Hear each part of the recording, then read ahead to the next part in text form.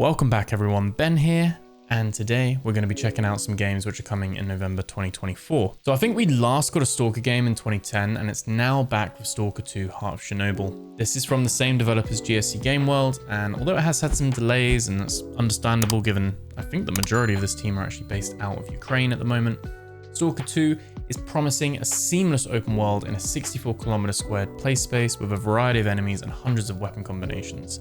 It's ambitiously aiming to blend FPS, horror, and immersive sims all together with a non-linear story that has multiple endings and an advanced AI system, let alone survival mechanics like hunger, sleeping, radiation, and then it also has a day-night cycle and a weather system as well. It's set to be a full release, it's not coming into early access. I'm somewhat cautious of what state it'll be in when it launches, but it looks very promising so far. I only say that because we've had quite a few big releases coming out and they instantly get mostly negative reviews on Steam and launching with a myriad of technical issues and all sorts. So hoping they pull it out the bag, but yeah, we'll have to see what the previews have in store and early reviews and all that kind of stuff as well. I've never played the original 3 games, but this looks right up my street. S.T.A.L.K.E.R 2 Heart of Chernobyl has a few editions to choose from, starting with a base game at $49.99 and then a deluxe edition for $65.99 and an ultimate edition for £89.99. The deluxe edition has an additional quest, some weapon skins, an art book, soundtrack, some multiplayer skins as well if you're into that. The ultimate edition gives you the season pass, which also includes all future DLCs, which they've said includes 2 story expansions as well. You can pick up S.T.A.L.K.E.R 2 on Xbox and PC. There is no PlayStation release for this one, at least not yet anyway. Bonuses, it'll be on Xbox and PC Game Pass day 1 when it comes to release on November 20th. Slitterhead is an upcoming body horror game from Boca Game Studio led by Kichiro Toyama. I hope I'm saying that correctly. Known for the original Silent Hill game, Slitterhead was announced back in 2021 and features numerous ex-Silent Hill devs and designers. This is an action-adventure horror game where we play as Hyoki, an entity devoid of memory and physical form. We're tasked with eradicating these monstrous beings known as Slitterheads, which disguise themselves as humans. Player will need to navigate the city of Kowloon to hunt down the Slitterheads and restore Hyoki's memories.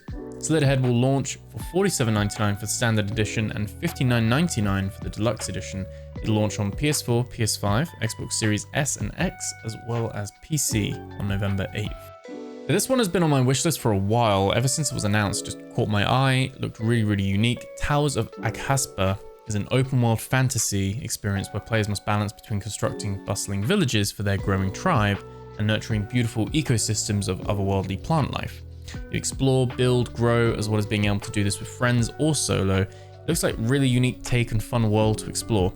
It'll be launching into early access first with 3 unique ecosystems, 3 different types of towns to build, 40 plus creatures, 120 plus plants, more than 150 decorations, as well as various activities like fishing. There's no report on the price currently, but it'll be coming to Steam and PS5 on November 19th. Not only are Sony remastering Horizon Zero Dawn, because everyone asked for that, they're also making a LEGO game. LEGO Horizon Adventures will let you explore the world of Horizon with Alloy and a colourful crew of heroes in all the LEGO style and customization we've come to expect from the LEGO style games. Set to release on November 14th for PS5 and PC, and it will have a base edition for $59.99 and a deluxe edition for $69.99, which has some extra outfits basically. If playing on Steam, it will follow the new Sony trend that it will require a PSN account to play, so fair warning for that one if you're in a country where PSN isn't supported or if you're not comfortable with doing that. This month's big Nintendo game which is releasing is Mario and Luigi Brothership, the turn-based RPG coming to Nintendo Switch. I played the original games back on the Game Boy or the DS maybe, way back in the day. Always enjoyed these and the battle systems. This one and Paper Mario, like the Mario and Luigi franchise and the Paper Mario franchise, they were my favorite Mario games. Always had some cool puzzles and always the high quality bar as well, and I expect this to be no different in a good way. In this game, you'll sail across the ocean in your part island, part ship called Shipshape Island, looking to unify the world of Concordia. Each island has its own distinct visual style and challenges to overcome. It'll be coming to the Nintendo Switch on November 7th, $49.99. This next one we previewed on the channel already during a recent playtest. This is IfSunsets, a fantasy survival RPG set during pirate times, I say in quotation marks, on a handcrafted open world with various biomes spread across the island of Luminora. Features a day-night system where you explore, craft and build during the day, and then each night there will be a swarm of monsters to survive against. creating a kind of tower defense orcs must die scenario where you're building a base that can withstand against the hordes that appear in the evening. It looked very nice, was very promising. I really enjoyed what I played of it back when, I think it was in September. It will be coming to Steam on November 5th and will be in early access to begin with. There is a prologue demo that you can download on Steam right now if you want to check it out and see what it's like, how it runs on your own system. No word on the price for this one at the moment. And this next one featured on my games coming in September video. It was delayed to November though recently, so I'm going to put it back on here just to signpost you to it because this one's been on my wish list. Really looking forward to checking this one out. This is another Steam Next Fest alumni, Mirthwood. It's an immersive medieval fantasy where you'll be able to manage your homestead and also go off and find adventure. It's felt closest to Stardew Valley from the Steam demo, with a completely different art style and looked really nice from the time that I managed to have with it. It seemed to offer some level of RPG and choice and consequences as well, which I like to see, with some outcomes of quests being different and having a knock-on effect depending on the choices you made. We'll have to wait for the full game to see how deep that system is. It is currently in a closed beta, so people have been testing this rigorously, and I appreciate they've pushed this back to November to kind of give it a bit more time to bake and make sure they're happy with it when it comes out. This one is coming to Steam on November 6th now. There is a free demo still available, so you can check that out and try that out as well. You get to play the opening section of the game and get a feel for it and the mechanics and what it looks like and how it performs. Still no price on this one at the moment, but like I said, you'll be able to check it out fully on November 6th. Not so much in the way of playtest this month. The main one is kind of more of an alpha access, but it's paid for, a little bit controversial.